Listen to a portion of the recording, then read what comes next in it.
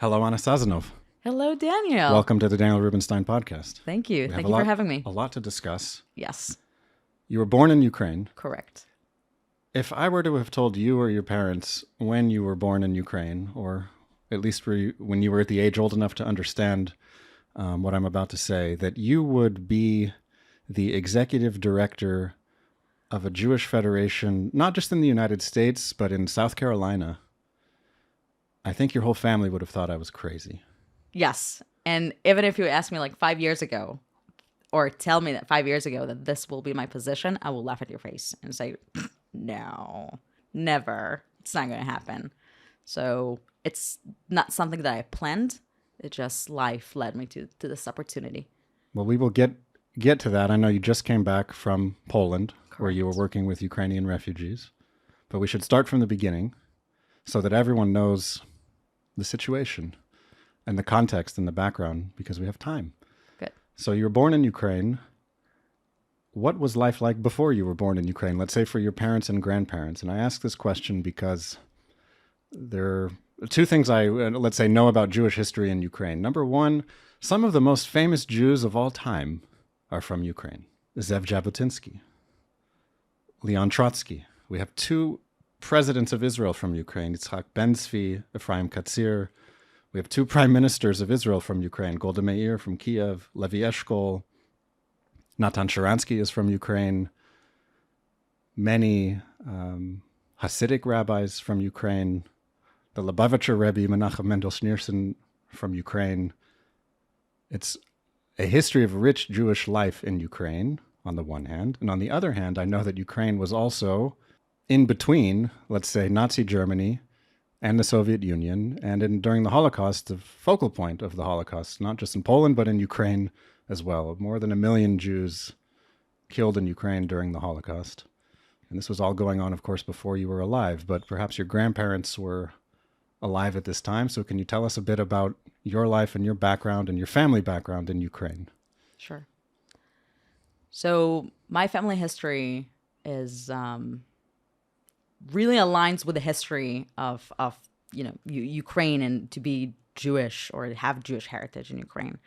So I will start by saying that my last name is Sazonov, but by blood, I'm Lieberman. So my great-grandmother, she was the perfect Jew, baking challah, speaking Yiddish, and she had my grandfather, Daniel. And he was born Jewish to two Jewish parents. They got divorced, and she remarried to a non-Jewish fella. His name is Stefan Sazonov. And because he was very involved in the leadership in the Red Army, he knew that something bad is going to happen to the Jews. And he basically, did whatever he had to do to change the edification of the entire family. So back then, under Soviet Union regime, basically Judaism was seen as nationality. And because of nationality, it was mentioned in the passport and any identification. People also, and the government also tried to find a solution for the Jewish problem, as they called it. And that was the solution, to just mention them as a nationality, give them a certain area where they can live and be and exist. And if they want to exist elsewhere, they need to drop any Jewish identification, any Jewish, you cannot celebrate Shabbat, you cannot celebrate holidays, you cannot keep kashrut, you have to assimilate. So that's what people chose. And because our identification was changed, we were all raised as Ukrainians. I was raised in a Ukrainian. My father was raised as a Ukrainian. We had no idea about the history, Jewish history and heritage that we had. And basically, my great-grandmother did that in order to survive.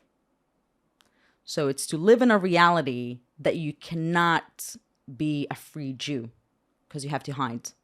And my grandfather is also a Holocaust survivor because when he was a child, he basically celebrated his bar mitzvah at a camp that was close to Siberia in order to survive.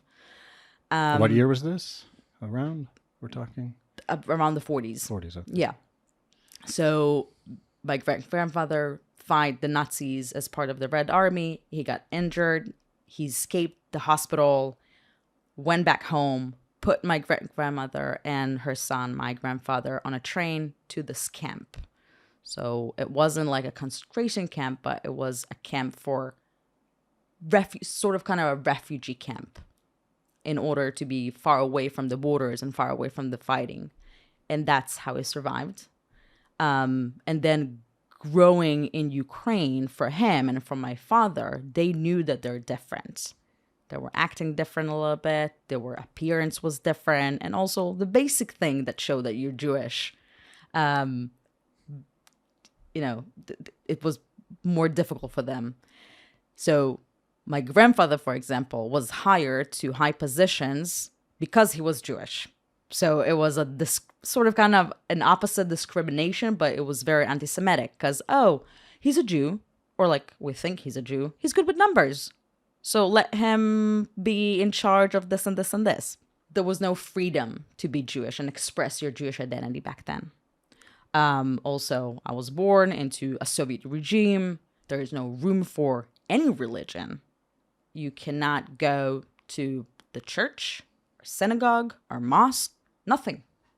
You have to blend in, be Soviet, and that's it. Once the Soviet Union collapsed, basically there was people were allowed to go outside of the Soviet Union, because before that you were not allowed.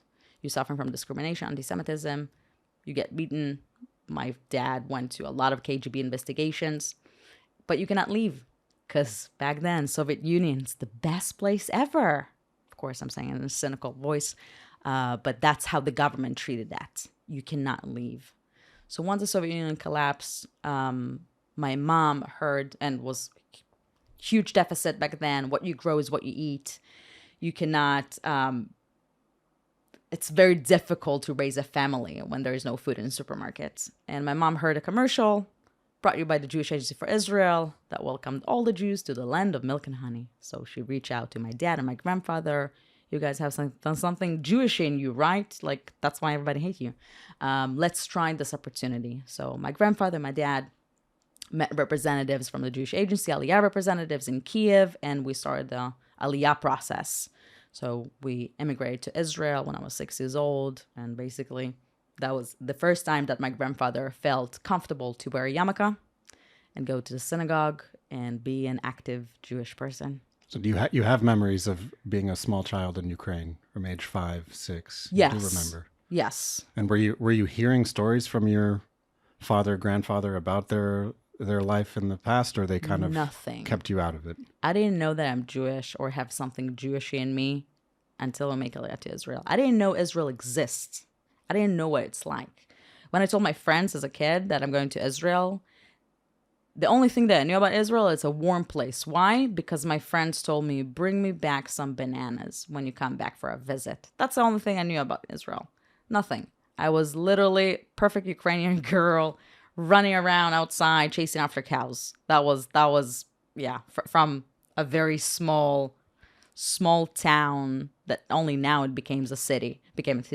Back then it was a village. Which part of Ukraine were you? Western Ukraine. Western. Northwest And Ukraine. what language were you speaking as Ukrainian. a small child? So Well, it's called Surzhyk. Yeah. Surzhyk, it's a combo between Russian and Ukrainian. So I grew up learning both of the languages. Because it was the Soviet Union, everybody were obligated to speak Russian. But because we're in the western part of Ukraine, far away from the big cities, Ukrainian was still kept in the dialect. So it was like a blend of everything. So right now, I'm so grateful for that, but I have the ability to speak both Ukrainian and Russian and to understand both of the languages because the area that I was born. So already you were 6 years old, you had Ukrainian and Russian, and then you moved to Israel. Mm-hmm. Now you have to learn another language. Oh my God. And so do your parents. Yes. What was that like? I mean, do you remember struggling to learn Hebrew? 100%. Hebrew is a very difficult language to learn, and I'm sure that you experience this as well. But as a kid, like, you don't have a choice. I remember going for I went to a kindergarten for 6 months and then first grade. And something happened during the summer between kindergarten and first grade that suddenly I spoke Hebrew fluently. And that was magical. I didn't know what happened. Like a fairy came in the middle of the night and ooh, now you know Hebrew and you're all good.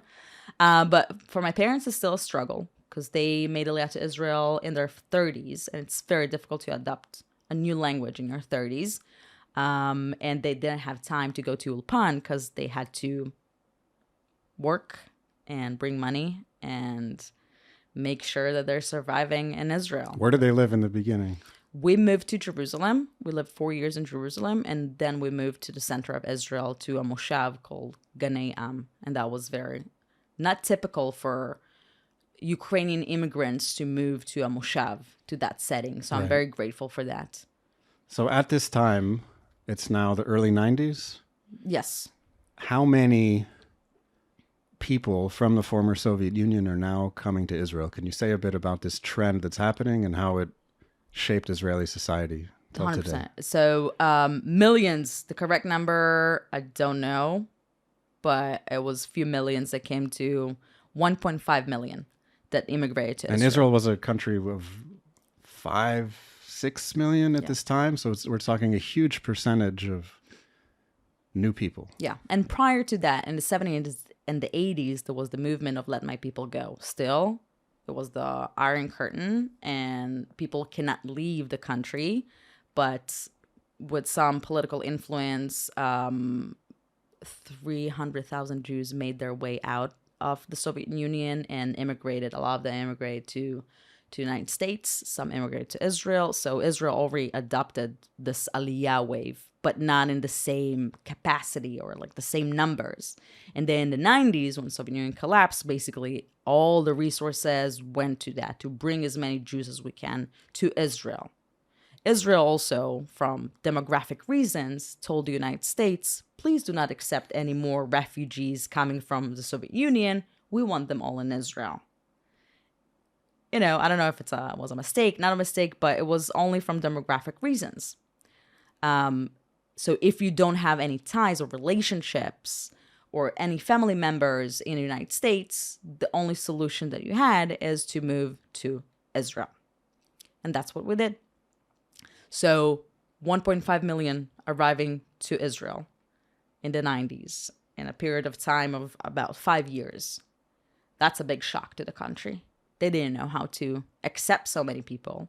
And also, it was difficulty like so from society perspective, because people didn't know how to treat them, what to do with them. Oh, they all speak Russian. They changing the culture a little bit. So for me as a kid growing up, I realized that to be Russian speaking, Ukrainian, it's not a good thing. I was bullied. I was embarrassed to speak my language. I was embarrassed to walk around my family, my parents, because they didn't know Hebrew, and they acted very much as they acted in Ukraine. So when I was 8, and I remember that, I told them, no more Russian, no more Ukrainian, rak Ivrit, only Hebrew. And basically at that age, I dropped my Ukrainian identity, pushed it as far as I can. I tried to do whatever I can to assimilate and to become Israeli. And I missed a lot by doing that. And only at the age of 29, when I started work with college students at Emory University, suddenly I revisit my identity and said, oh my God, I have huge history. I have such an amazing, heritage line and so many stories. I need to be proud of this Ukrainian identity. And suddenly it all went back. So I'm proud to say that I'm Jewish, Ukrainian, and Israeli at the same time. And especially right now when Ukraine is giving a hell of a fight at the border and fighting Russia, that makes me even more proud of being Ukrainian. It's a very interesting story because in Ukraine, your family is essentially downplaying the fact that they are Jews. Mm-hmm. And in Israel, they're downplaying the fact that they are Ukrainian. Mm-hmm.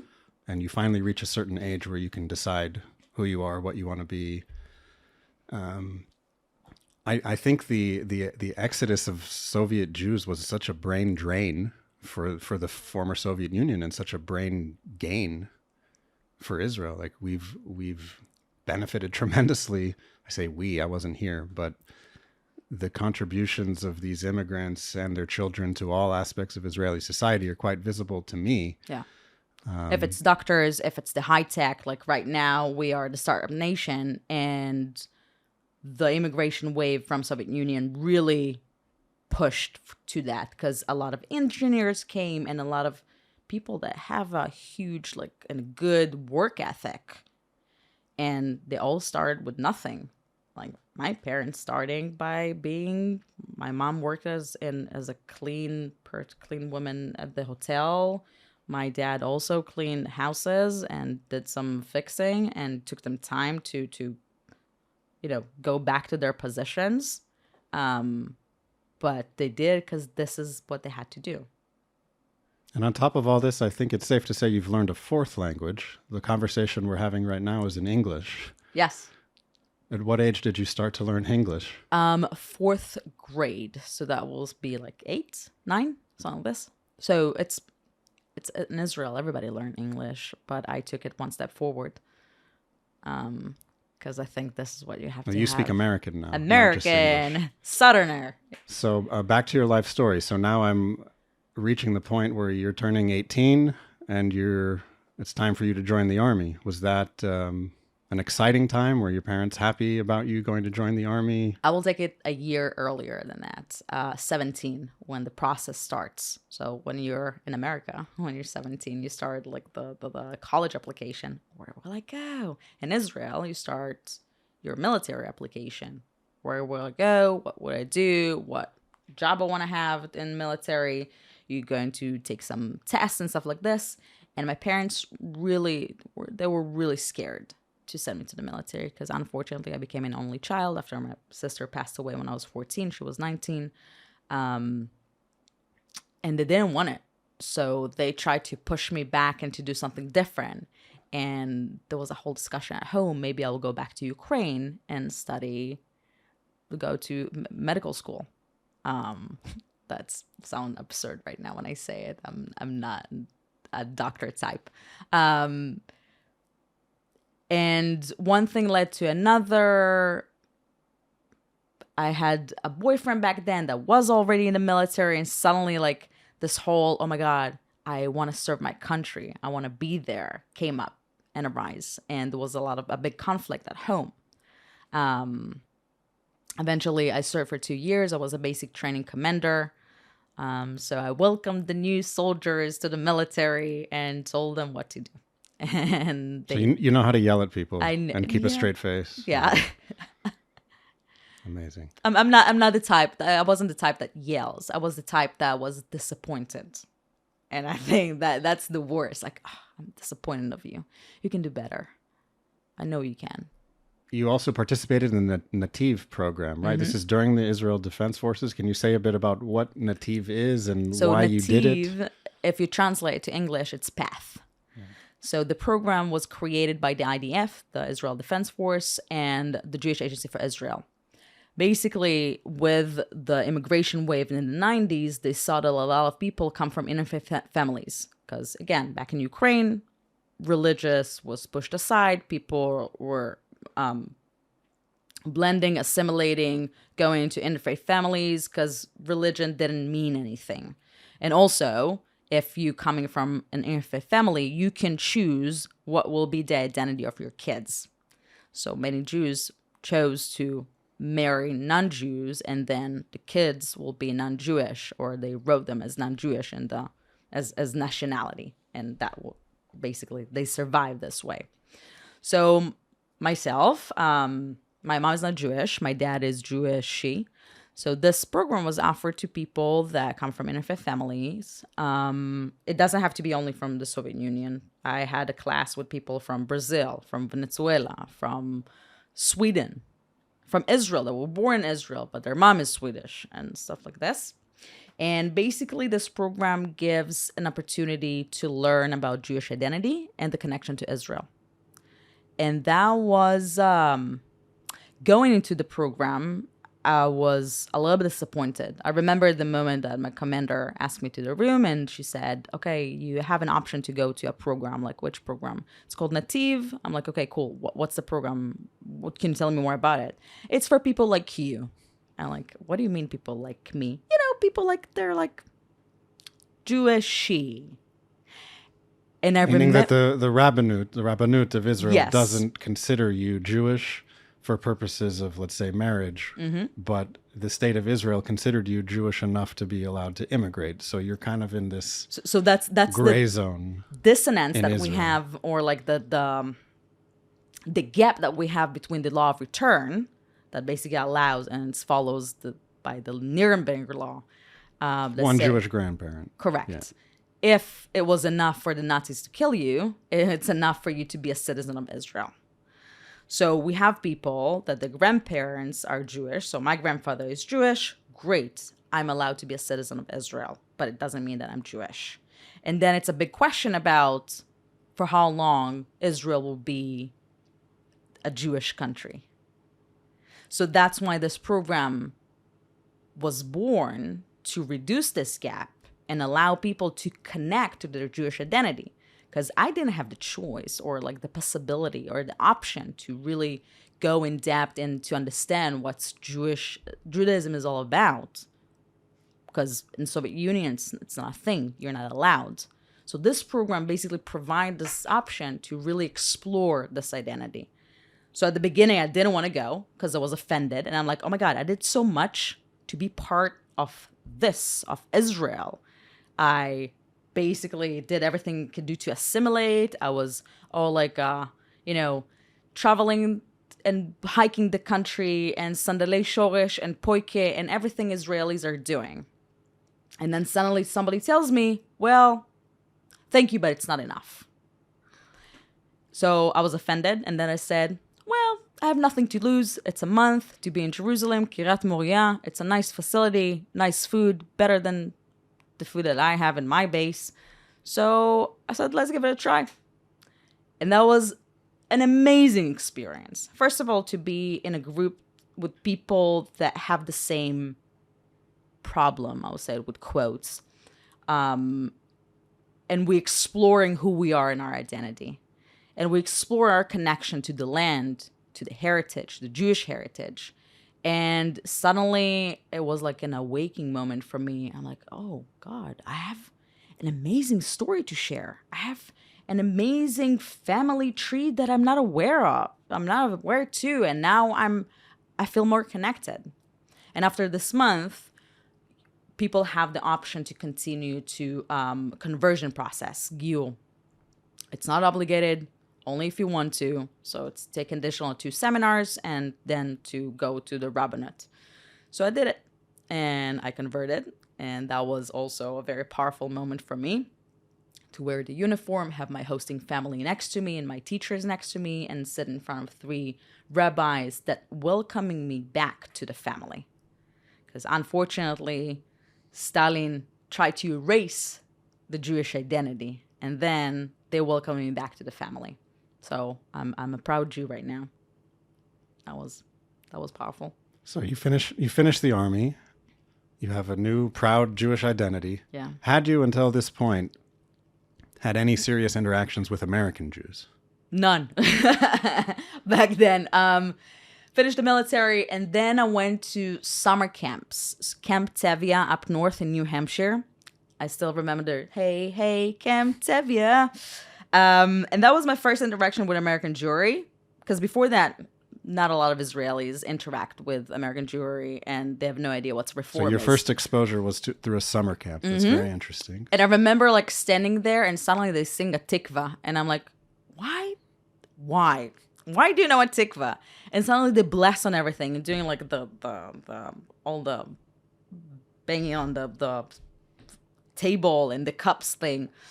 And that was so surrealistic for me because I felt, okay, I've been through a religious, conversion process, and they know more than I do about Judaism and Jewish life. And that was also a powerful moment. But after the summer camp, I went traveling like every good Israeli doing after the military.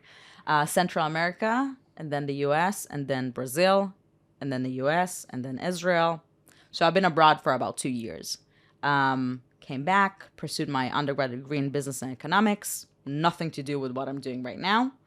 Went to the business world, worked a little bit in advertising, crowdfunding, some development, and then I had enough. I remember the moment that I'm standing in my office in front of 2 screens, and I'm like, I feel like there is bigger things to do and achieve in life. Like, well, I don't find a meaning with what I'm doing right now. And a lot of my friends joined the Jewish agency and were shlichim, emissaries. So I decided to do that. And I have a good relationship with the Jewish agency. I'm like a poster child, I can say. Made Aliyah with them, made the Nativ program. So that was very, what's the name of it? A very easy path for me. So I started the process. It's a long process to go through all the interviews, etc. And I was accepted to be the Israel Fellow to Emory Hillel. I have no idea what's American college like. For me, American college, in my imagination, it's American Pie. That's what I felt. That's what I thought that I'm going to. And I don't know a lot about American Jewry. Or Georgia. So I'm going to Emory with a lot of question marks how my life are going to be like in the next 2 years there. And after one semester working with the Emory students, I fell in love with everything to do with the nonprofit Jewish world. And as you guys say I drank the Kool-Aid, 100%. And after 2 years working with the students, I got accepted to Brandeis University, to the Hornstein program. So I got my master's. It's MA in Jewish leadership and MBA in nonprofit management. So basically a super Jew. Yeah, your time at Emory is where we met. Correct. I think we've lived our lives in opposite directions. I didn't start in Ukraine, but I had a couple ancestors from Ukraine, like a lot of people. So I moved to Israel almost 11 years ago, as you know, became a tour guide. And it's already 11 years? Since I moved to Israel, yeah. That's a lot. Yeah. And I did the Birthright course, which is an additional 3 weeks. And in addition to the 2-year course to become a tour guide, I did an additional 3 weeks to learn how to talk to American Jews, because I need that. And I passed this course. And the first Birthright group that I guided was through Hillel, and I ended up getting the bus with Georgia, University of Georgia, and Emory. Mm-hmm. And for those who don't know about how Birthright works, the guide never knows what kind of staff he or she is going to get. You could get 2 volunteer American Jews who've been to Israel once and think they're great leaders, or you could get highly trained American Jewish professional. You don't know who you're going to get. So I can tell you I would not have survived my first ever Birthright guiding experience if I didn't have 2 professionals, you and the other person who was with us. So thanks for helping me survive. It was clear that you had a background in basic training, because to mobilize what was nearly 50 people at one point, 40 participants, 8 soldiers, it's a lot. Just to count people after a night out is very difficult. Yeah. So we first met at Emory. I guided a second trip that you led. It was a Maccabee Task Force funded tour, mostly non-Jewish students from Emory, a few Jewish students who came here to learn everything, I guess, Israeli-Palestinian conflict, culture, history, religion, and I've even come to speak at Emory, thanks to your invitation. So I call that the hat trick. It's three goals. Guided Birthright, guided another trip, came to your campus. So there was a long time, and I think I'll continue it. People were asking me, who's your favorite shaliach? Who's your favorite emissary? It was all Anna, 100%. I mean, you earned the 3. Now that you're no longer an emissary, I need to maybe pick another favorite. But COVID destroyed all trips and speaking, whatever. So we're starting at 0. But anyone of the shlichim who are listening, you should know, this is the bar that you need to reach in order to be even in the running to be considered my favorite. Yeah, that was a fun trip.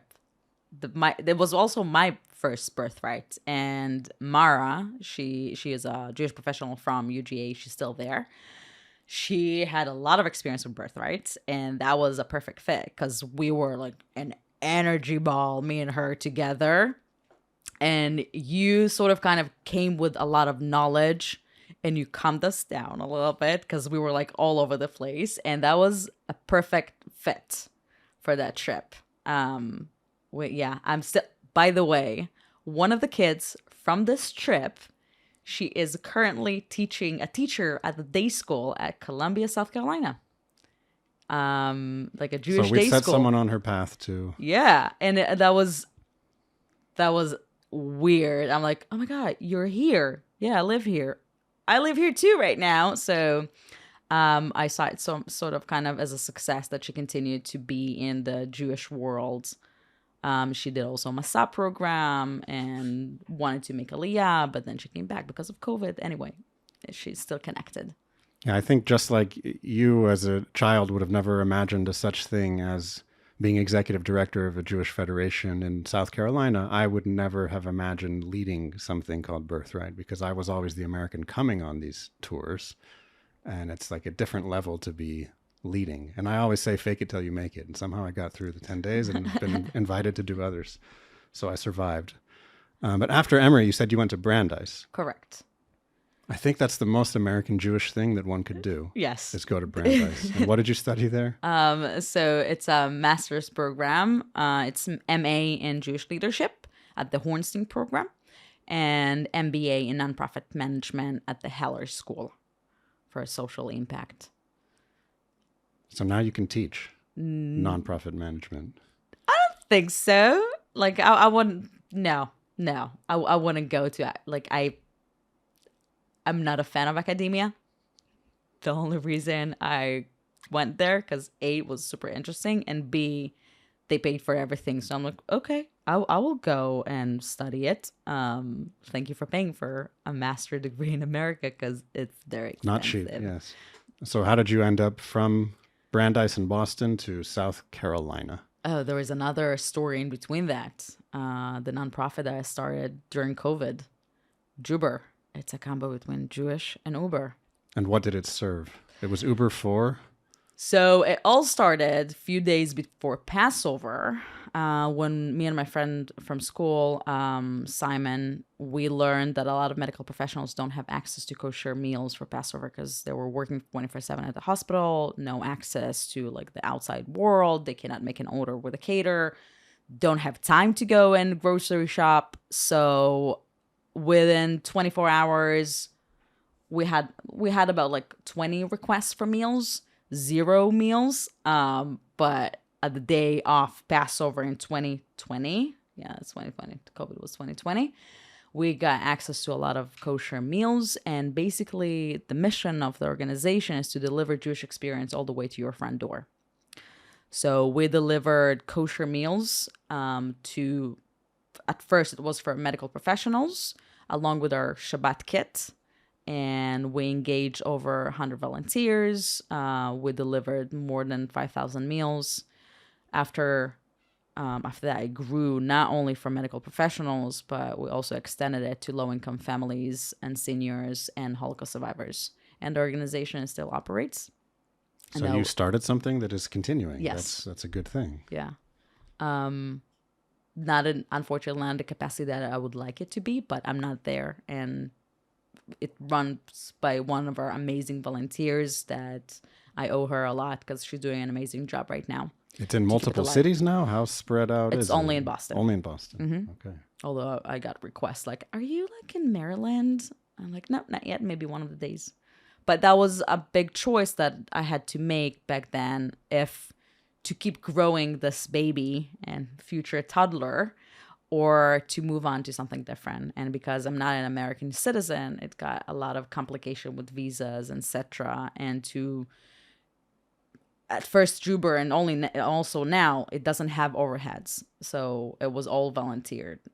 So a lot of things came from our pocket. We also fundraised money, but not enough. So it's the thinking like, okay, is it going to be enough? Are we going to fundraise enough money? For how long COVID is going to exist? For how long food delivery in such capacity will be needed?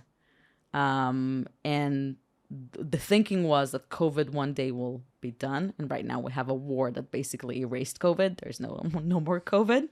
So that's why I start to look for a job. In my last semester at Brandeis, I will start looking for a job. And my ex told me, hey, listen, they're looking for an executive director at Columbia. I'm like, where's Columbia? I had no idea that this place exists. He's like, it's a small community in South Carolina. I'm like, okay, great. I don't think they're going to take me. They're not going to hire me. I'm a woman. I'm young. and I'm Israeli. There is a lot of like, barriers here for them to hire me. And he's like, go take an interview and everything's going to be fine. I'm telling you, go do that. And I listened to his advice. Went to my first interview. They liked what they see. And I proceeded to another one, and then ended up visiting Colombia. That was an interesting visit. And 6 months later, I was there starting my position as the executive director, as the youngest executive director from all communities of JFNA, Jewish Federation of North America. So I know absolutely nothing about South Carolina or Colombia or the Jewish community there, of course. Can you enlighten me?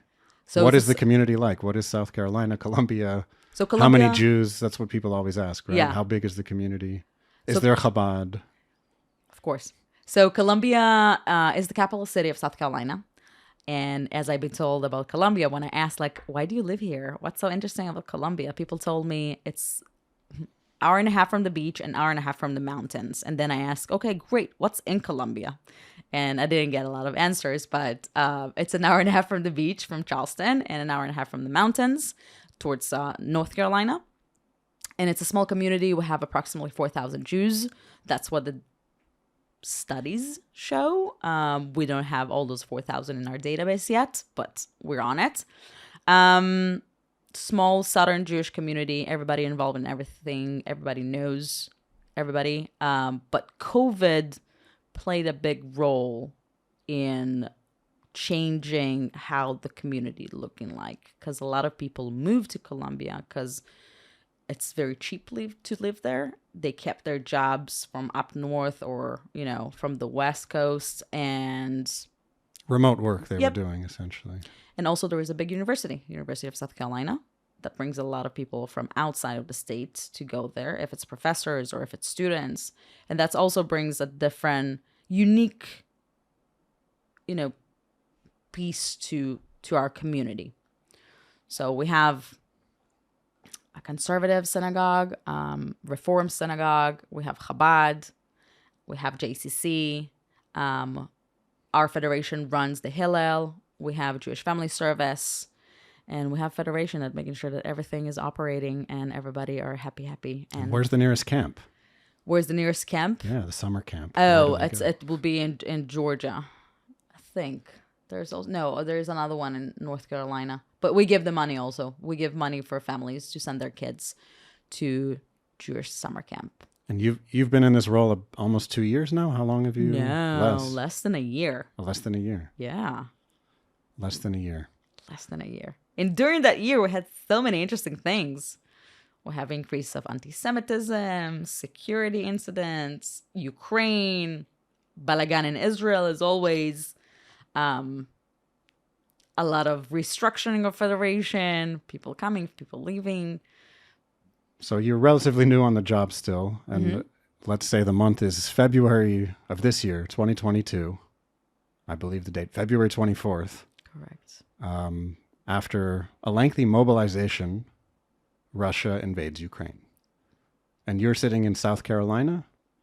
I'm sitting in South Carolina. And what's going through your mind as this is happening? The interesting thing is 24 hours prior to the invasion, me and my cousin from Ukraine. So there was a lot of, before the invasion, before the war started, Ukraine was in the headlines. And nobody understood what's happening. And because I have a good background about Ukraine and I give lectures about the topic, so I decided to do a session for our community and the JFNA, Jewish Federation of North America community, about a session, let's talk about Ukraine. And basically I explored different events through history that led to the tension that we have right now. Because this is not something new. Ukraine has been in a war in the past 8 years. Since 2014, basically there is tension between Ukraine and Russia. So I did like an overcap about everything. And I reached out to my cousin, Maxim. He was back then in Kiev. Now he moved to where we were both born. I never met Maxim in person because when he was born, we were already in Israel. But suddenly we start to have conversations about Ukraine because he's also part of a nonprofit that share a lot of information about Ukraine. His English is phenomenal. So we start to have different conversations. And I also brought him on this Zoom call about Ukraine to share a little bit from his perspective and what's happening right now. And through the entire conversation, we didn't think that a war is going to kick in. You know, people thought there was like 50-50 chance. And also, when you ask the Ukrainians, so it was 48% said that a war will happen, the rest not. So there was a lot of question marks. And also back then, my parents are in Ukraine. My parents have been living in Ukraine the past 2 years. So when COVID kicked, they moved back to Ukraine, and it did like a little bit back and forth, but they were in Ukraine. So for me, I'm freaking out. If a war is going to happen, what's going to happen to my family and what's going to happen to my parents? And my dad is very stubborn.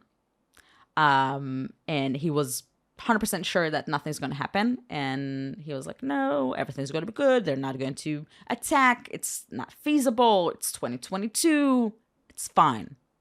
Okay. I was pushing them to move, come back to Israel. And then a week before the war, they did come back to Israel for like a business trip. Not even like, didn't think that a war will happen. So they're in Israel. 24 hours before the war started, me and my cousin did a live session on like Facebook Live and just exploring a little bit about what's happening. And we were joking about if the war is going to happen. And 24 hours after that, missiles everywhere. And that was a surrealistic moment for me. I didn't think that something like this will happen in 2022. Actual war, actual threats. Cities been shelled, bombed, destroyed. People are dying on the street. The biggest humanitarian crisis since the Second World War. It's hard for me to believe that it's happening. Especially coming soon, we're going to mention the Holocaust Remembrance Day in Israel and elsewhere. So that's a little bit surrealistic to talk about the Holocaust when it happened 80 years ago, and now we have another war in Europe. There are survivors under siege. Yes. Essentially, yes. And 2 were killed recently, as of for now. And that's insane. Had you been back in Ukraine since leaving as a child? Yes, I've been multiple times.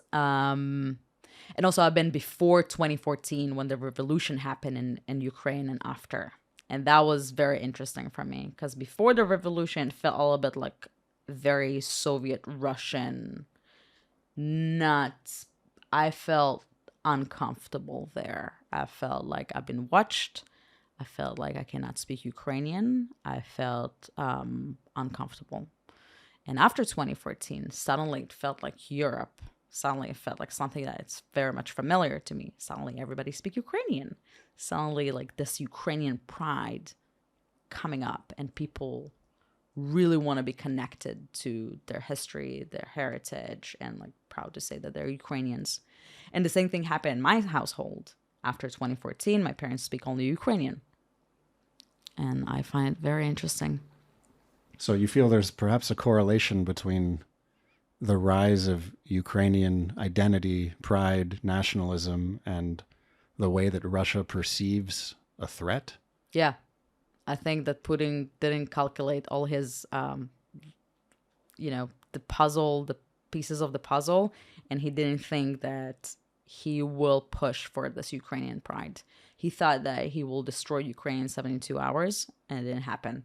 Ukraine became stronger, united, and the world became united, and especially Europe, because Europe was a little bit falling apart, especially the European Union. And now this war in Ukraine really brought a reason for people to unite on the values that we all appreciate: democracy, freedom. And one of the things that I always share with people, Ukraine is not fighting for themselves. Ukraine fighting for all of us. And if Ukraine will fall, we're all going to fall. That's why it's very important to keep Ukraine on the news, in our thoughts, hearts, minds, actions, everything. We cannot allow it to happen. And so while this war is going on in late February into March, you're still in South Carolina and you're thinking, what can I do to help? Yep. So the first thing that happened, Jewish Federations of North America basically created an emergency fund. Because again, federations, we're not all only helping at home. We're helping also in Israel and around the world. So we support Jews everywhere. So basically, this crisis or a crisis like this, it's the bread and butter of federation. So an emergency fund been created. Awesome. I started to push for fundraising in our community and elsewhere. I did a lot of lectures, conversation, live sessions, interviews, went to different, TV shows just to keep Ukraine on the mind of people and share the message that they all need to support Ukraine. And inside me, I was devastated that I cannot do more. My team back in Colombia, every morning that I appeared to work, they're like, oh God, thank God she's here. She didn't took the first flight to Ukraine. Because I was all about Ukraine. Again, this is part of me. My extended family is still there. It's I fight for my home. And then I was talking a little bit with my peers and with JFNA and also Jewish Federations North America and also Jewish Agency about volunteering missions to Ukraine.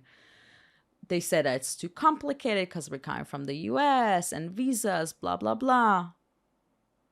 Bottom line, and one thing led to another. There was a delegation that came from North America of people that speak Russian and Ukrainian. And the flight was to Poland. We arrived to Poland and worked with Ukrainian refugees. At first, my journey was 2 days at a hotel in Warsaw.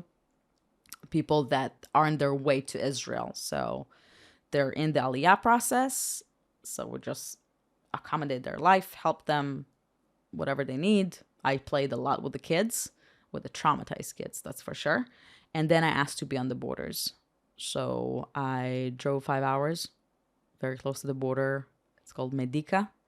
That's the border with Ukraine, where we're at. And I worked 12, 13 hours outside on the border, helping whoever's there. And who is there? Who's coming? Who are they? People that been through a lot. The majority of the people that are crossing the borders are women and children or elderly. And they're crossing the borders with a small bag, IKEA bag or just nylon bag and a backpack. And that's what they have. And they came from a long journey of a lot of hours. So, for example, a drive from Kherson to Nikolaev that usually take 8 hours, takes 36 hours. People are sitting in a bus that has 25 seats. There are 45 people in this bus, including luggage, including pets as well. And this is the journey that they've been through. And they're basically keeping silence on the bus because the Russians shooting the buses as well. And also humanitarian corridors were destroyed because Russians decided to, let's shoot some cars or some buses. And people, when they were driving with kids, they write Diti. Diti, it's kids. Some Russian soldiers avoid shooting on those cars and some did shoot on those cars. And when they cross the borders, you look in their eyes and you see that they're confused. They have no idea what's going to happen next. All they want to do is go back home. Some of them do have a home. Some of them don't. Some of them saw the neighbor house being on fire and destroyed. And they just decided to run away. Some also, this from the stories that I hear, some knew exactly by the sound if it's a missile, if it's a grad, if it's defense, and how far it is. And this is weird reality to live at. So you're meeting people who've been hours, if not days, without much food, without hardly any water. Probably their cell phone batteries are dead. Mm-hmm. They may have had to walk quite a lot because I don't know how much gasoline is available when everyone is trying to move. Did you meet people, would you say they may have come from all levels of society? You couldn't tell who's rich and who's poor and whatever. Everyone's in the same boat trying to get away. Was that what you felt? Yeah. And at the beginning, and I wasn't there, but at the beginning, this is what the volunteers told me. There was like a massive, it was an exodus of people outside of Ukraine coming out. And all levels of society. When I was at the border, suddenly you see people that are more people that coming from the villages that right now have some more access, because the first waves were people that have cars that can flee Ukraine. The second wave was people that were being helped by other volunteers that are operating in Ukraine to help evacuate them. One of the most amazing things that I saw, that there is still a lot of good in the world. There were volunteers from all over the world on the border, and there are also a lot of volunteers in Ukraine that operate in saving others. And they're driving under fire to rescue people. And that like it made my heart to expand and to believe in the good. And there is still some faith. So you met these people at the border and you're able to greet them in their own language. Mm-hmm. They feel a sense of relief when they finally come across. What's it like for them now they're in Poland, which it's a different country. It may feel slightly, a little bit foreign to them. It's their neighbor, but like, how do they feel? Do they feel that they're finally out of the range of Russian missiles, that they can breathe? I mean, you're meaning Jews, non-Jews, everyone. Correct. They have sense of relief, but not enough, because they have no idea what's going to happen next. Imagine, yes, they cross the border. Where are they going to sleep? What they're going to eat? Where they're going to go next? How they're going to know where to go next? And all this information they learn in the first, 5 to 10 minutes when they cross the border. So yes, there were amazing volunteers, but a lot of the volunteers also don't know the language, if it's Russian or Ukrainian. So a lot of them, it was a weird situation, but it was also like young people. So they're jumping on the refugees and like try to take their bags to help them move with their bags. And Ukrainians do not trust anyone. So they're like, don't touch me. Don't come, like, I'm okay. And then I'm coming in and I just greet them with their own language. Like, Добрий ранок, добрий день. And immediately you see their facial expression change. Like suddenly, oh, one of us, a Ukrainian. And suddenly the stress level is being reduced and they're willing to listen. And then we just guide them. Okay, do you know where you going? The majority of them have no idea. They're like, I need to go to that station. Okay, what's going to happen in that station? So you start to investigate them a little bit. Like, are they doing the best step for them? And again, we cannot recommend them what to do. We just offer them all the options that there is. So we give them food, we give them water. If they need a bed to rest for a few minutes, it's also available. If they need to see a doctor, it's also available. If they have pets, we can take them to the vet because there is a vet on site. And all of this is being operated by volunteers. The entire camp was set by volunteers. None of the official governmental organizations are there. Everything is volunteers. And the beautiful thing is there were so many flags of Israel everywhere. So many volunteers from Israel. So many. Like literally pursuing the values of Tikkun Olam was there. Everywhere.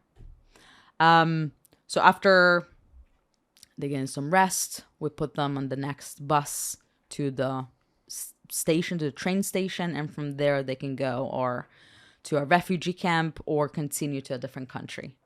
because they can go to every country in Europe, basically, with a Ukrainian flag, a Ukrainian passport, and they can be accepted as refugees. And I've heard of people in Poland who are welcoming people into their homes. Houses are available. Would you say that there is some type of, you mentioned it's not the government so involved at the border, but is there some process where people ultimately find, a safe place to rest? For a bit. I have no idea for how long it's going to last. Because, every situation that we have with refugees pisses somebody off. And we have millions of refugees right now. 4 million refugees, Ukrainian refugees all around Europe. The majority of them are in Poland. And the reason that they want to stay in Poland because they want to go back. In the past month, we had 1 million Ukrainians coming back to Ukraine. And that's also my parents are as well in this dilemma if to go back or to stay here. They're not feeling safe. They're not feel relieved. They don't want to leave Ukraine. They've been forced to leave Ukraine in order to save their lives. They told me, we just want to go back home. That's what we want. And, greeting the people, helping them, I could not ask the questions that might upset them. So my tactic was to have a big smile in my face and tell them everything is going to be okay. You're going to be absolutely fine. This is only a vacation that you're doing abroad, and we're all going to go back to Ukraine, and we're all going to rebuild Ukraine, and you're going to invite me to your house, and we're going to have an amazing dinner all together because everything is going to be fine. And you have people in their 80s, 90s that are crossing the borders. I have no idea if they made it. I have no idea where they're at right now. And one of the biggest problems that we have right now is human trafficking and sex trafficking. Because again, the majority of people crossing the borders are women and children. And there is a lot of stories right now of women that have been offered a job, because imagine they're a month plus without a job in Poland with their kids. They need to have some way to exist. So a lot of them have been looking for a job, and then unfortunately there is also bad people in the world that offer them something, and then girls are disappearing suddenly. And there's no tracking where they're at. I have no idea what is the recording system, who crossed the border, where they're going. We have no idea. And I think this work is going to have so many consequences for us as a society that we will need to deal with. I don't even want to think about how many kids disappeared. You were still there for Pesach, for the Passover holiday. You went back to Warsaw and you had a Seder. How did that go? Who came? So we drove 5 hours back to Warsaw. There were about 300 people there. The majority of them are refugees that in the process to make Aliyah to Israel. It was representatives of the Jewish Agency, volunteers, and it was powerful because during Passover we celebrate freedom. This is the main celebration, Chag HaCherut. And here those people celebrate freedom. They can be free right now and moving to Israel and not be afraid of being killed. For many of them, it was the first time ever they experienced something like this. The first time ever they experienced matzot. I'm not envy of that, but it was powerful. Yeah. I went to Ukraine in 2005 on a Jewish heritage tour when I was a student in Israel. And we also put on a huge Seder in Kiev. And I remember how amazing it was, and I'm sure there were people who'd never been to a Seder before, but unfortunately, or fortunately, it's Chag. You can't take photographs when it's a religious holiday, so I don't have photograph memories, but I remember a lot about the community and the vibe and the atmosphere, and I hope they have many more such experiences. You're sitting in Israel now. How would you assess or explain or describe or judge how the government of Israel has reacted to the Russian invasion of Ukraine? That's a tricky question. And I think it's very complex and we not necessarily know everything. A lot of conversations are happening that we are not aware of. And it's good that we're not aware of. We need to understand that Russia has very good ties with Syria. And for Israel, that's the biggest fear. If something will explode with Russia, that we have an immediate threat. On top of that, we need to understand that there is a lot of Jews also living in Russia and in Belarus. So that's also an immediate threat on their lives. For example, a lot of representatives of the Jewish agency that came from Russia cannot have a Polish stamp on their passport, or we cannot say that they were there. Or they would have trouble going back to Moscow. Mm-hmm. A lot of people have been asking me in the U.S. and also Ukrainians been asking me, oh, what your government is doing. I don't think it's doing enough. And I think that the state of Israel is doing a lot. First of all, to welcome Aliyah and to welcome people to move to Israel. And also by the values that we all been educated for, that brought a lot of volunteers to serve and be on the borders and help Ukrainian refugees. A lot of people are also in Ukraine itself helping. Now, the following of, how the state of Israel is going to deal with, right now we have 12,000 Olim immigrants that immigrated in the past 2 months to Israel. That's a big question. And I hope, and this is some of the conversations that I have with the Jewish Agency, I hope that we learn from the past and the mistakes that were made in the 90s. Because again, 12,000 people immigrating at once to Israel. In Israel right now, there's a lot of complications and a lot of tensions, social tensions in the country itself, politically, socially, etc. So how all of this is going to act. So it's again, it's those problems that are going to happen and we need to be ready for it. And I hope that people are making some plans for it. You're talking about the things that you and your parents went through when they immigrated. You don't want those things to be repeated. Mm-hmm. You're quite an expert by now on absorption and the challenges involved. Because a lot of the Jews that made Aliyah right now coming from a very good life in Ukraine that were destroyed. The life was destroyed there. And they have no idea if they have the possibility to go back. There was a lot of people that were saying like, no, we cannot accept any Ukrainian refugees to Israel, only the Jews. First of all, it made me very sad. Because we were there 80 years ago when people didn't want to accept the Jews in different countries. And we were sent to be killed. And right now, I think this is our responsibility as Jewish people to welcome them. I know there is certain capacity for how many people you can bring into a country.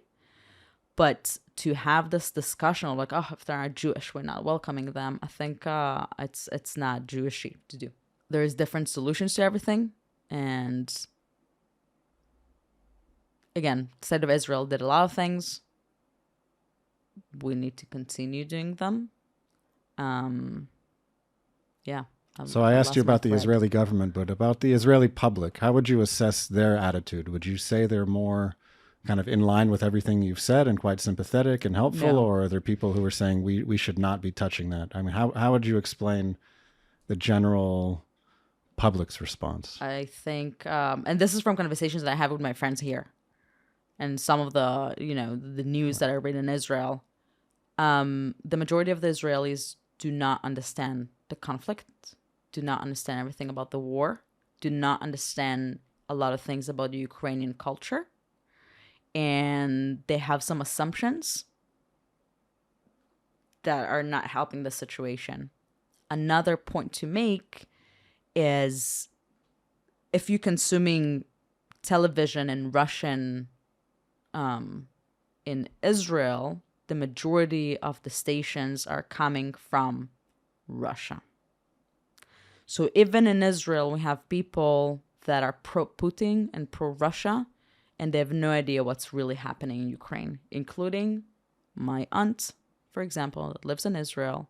She doesn't have access to Ukrainian channels because that's with an extra pay, and she consumes only television that comes from Russia.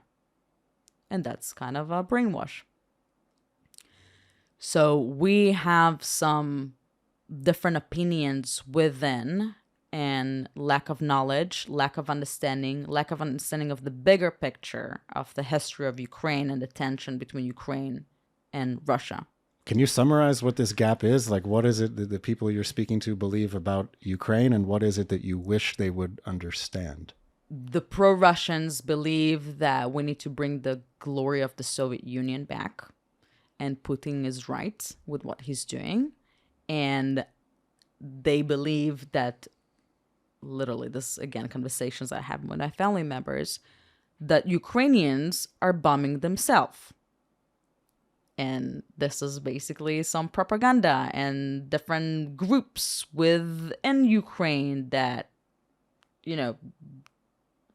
literally bombing themselves and killing themselves. And Putin will come and set everybody free and make the country great again. When we see right now, the news, even like areas that were very, like people that speak only Russian there, and we're talking about the eastern side of Ukraine, Donetsk, Lugansk, Donbass, Kherson, all the area that a lot of Kharkiv also, the majority of the people speak Russian. And Putin was saying, oh, they should be with Russia. They speak Russian. I'm here to save them from a government of addicts, Nazis, etc.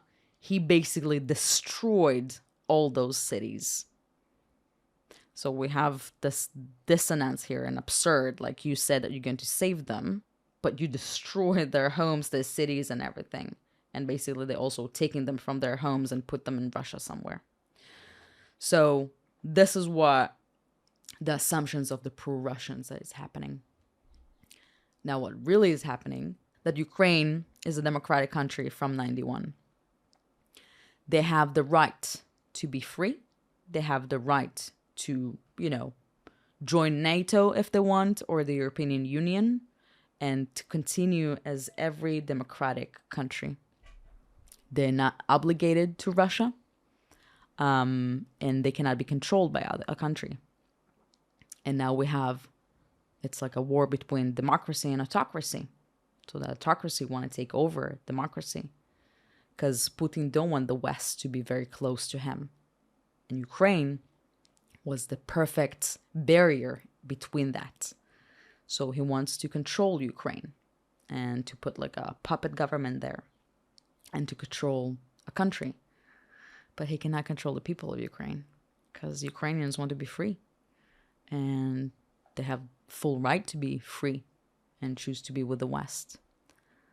I'm glad you mentioned this segment of Israeli public opinion that sees things differently, because I'm perceiving things from my own bubble, where I go out in Tel Aviv, I see Ukrainian flags, I see people marching for Ukraine, I see people gathered in public to listen to Zelensky. My whole social media is Western journalists and American Jews and so on, where the picture seems very clear. And I think it's important to hear what other people are exposed to, so that we can know how to have conversations with these people as well. Because when someone's in a different reality, it seems like a zero-sum game. And some say that, and accusing Zelensky by being like an awful leader, but not giving up. They say like, okay, Zelensky should give up, give the country, and all good. And then we're going to save lives. And then I'm telling to those people, okay, great. That's a great idea. Let's also give up on Israel and give it to the Palestinians or the Arabs or whatever. That's like the same equivalent here. They have the right to exist. They should fight for this right. And that's it. And again, we're talking about a democratic country that was recognized by everyone in 91 and also by Russia later on. They have the right to exist. And they should, again, keep fighting. We haven't mentioned Zelensky in our whole conversation, but I think he's a way to tie everything together that you mentioned, from your own family and their Jewish identity and how it needed to be suppressed. And later on, you came to develop a stronger Jewish identity. How do you look at someone like Zelensky, who is Jewish but has a very Soviet background where this had to be hidden. I mean, what does it mean to have someone like him leading Ukraine? Whenever I talk with my cousin about the Jewish part in Ukraine, he always says that no matter when in the government of Ukraine, there was always somebody Jewish. So Zelensky is not the only one. Also, he is number 2 and 3 are also Jewish, if I'm not mistaken. And there is always somebody Jewish there. Another interesting thing about Ukraine. The beginning of February, they passed a law against anti-Semitism that if there is an act of anti-Semitism, you can be fined or put in jail. Even Columbia, South Carolina don't have such a law. So that's also a big step for Ukraine to have a hate crime law, especially on anti-Semitism. Going back to Zelensky, again, Soviet Union, there's no room for religion. And that's where he grew up, with no religion at all. So he's got a Jewish background, great, but it didn't really play a big role in his life. Same thing as ours and many other Jews. But now he brings up this identity as well. And that's also how people pursue him. I think that Zelensky is a brave, brilliant leader. And I think he's example for other countries, communities, companies to give trust in young leadership that doesn't necessarily come with experience. Like, I don't want to compare myself to Zelensky, but I'm coming from the same situation. I'm young, don't have a lot of experience with the nonprofit world, and now I'm leading an organization. So we do need to give some trust for younger leadership. Because right now we have very old people in government, in different governments, all around the world, and it's not necessarily the right thing to do. And I think Zelensky knew how to read his audience, and from the get-go, he communicated with them on a daily basis about what's happening. And I think this is what brought the unity in Ukraine, and this unity is going to help Ukraine win. You said a very key phrase, that he knows how to read his audience. You can Google analysis from 2-3 years ago about Zelensky, that he was mocked as being the least qualified world leader because his background was in comedy and production. But it turns out in comedy, you have to know how to move an audience or you will not survive. So he has clearly brought his communications talents to exactly the time and place where they're needed. Do the Ukrainian people see him in the same way? I mean, I'm only seeing, again, my Western journalist reports today. How would you say the people of Ukraine are viewing him? Right now, they adore him. They think he's brave. They enjoy listening to him. Because again, Ukraine right now in a position where they're at, due to the fact that they're united, due to the fact that they feel obligated to protect their country. And if Zelensky wasn't communicating that from the beginning and being there with them as one, Ukraine was in a different situation right now. But from the beginning, he said, we, and he was using we all the time, together, we will fight. I think this changed. This brought Ukraine to be where they're at right now, in a good situation in the war. Again, they're fighting the second largest military in the world, and they're giving a hell of a fight because this unity. So we've covered a lot of ground. What would you say is next, both for you personally and the situation in Ukraine? I'll start with the situation in Ukraine. I have no idea. I don't think that anyone knows. I will say that when I left Poland, it felt like the quiet time before the storm. There was less people on the border, but there was a lot of military equipment coming in. And it was frightening.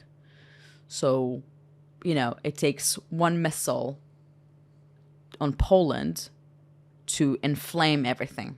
and go to a World War III. And Putin always talking about the Victory Day in May, that it's going to be big, and he wants to have certain kind of victory. And nobody knows exactly how this victory is going to look like. And he's been sharing a lot of threats on the entire democracy world, countries.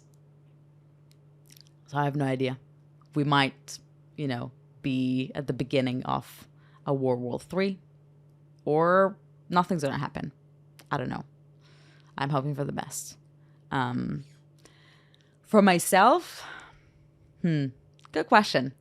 Currently, I'm the executive in Colombia. I'm going to stay there for a while. And the next step is, bigger communities and bigger projects and bigger things. One of the reasons I wanted to have you on my humble podcast is to help you become a little bit more famous and to take the message that you have been broadcasting on your own social media that I've been following and sending it wider. I thought I might be too late because I saw you were on Fox News. Neil Cavuto had you on, so you might have made it without me.